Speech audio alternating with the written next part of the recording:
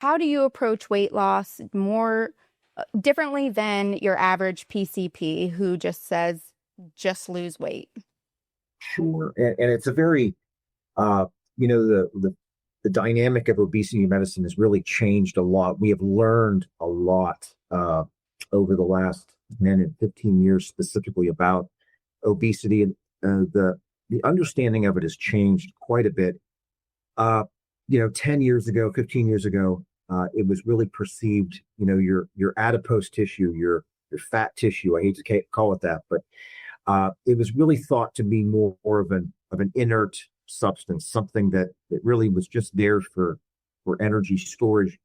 We've learned a lot more about it since then, and the the mechanisms as to how that impacts your life, impacts your quality of life and your quantity of life has really been investigated quite a bit.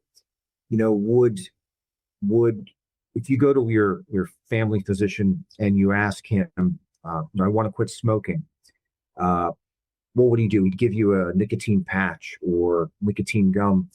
But what he should really be asking you is, why did you start smoking in the first place? That really needs to be what is looked at. And people forget about that when it comes to being overweight or having obesity. It's really a multifaceted, very dynamic process. We need to get your weight down. We need to get you healthier, but we also need to figure out what caused this problem in the first place. And that's really the difference. A lot of physicians look at the problem, sorry, they look at the solution, but we got to step back and look at the problem to make sure we make sure that it doesn't recur or that we have a long-term remission of the disease. And that's really what we're looking at here in obesity meds.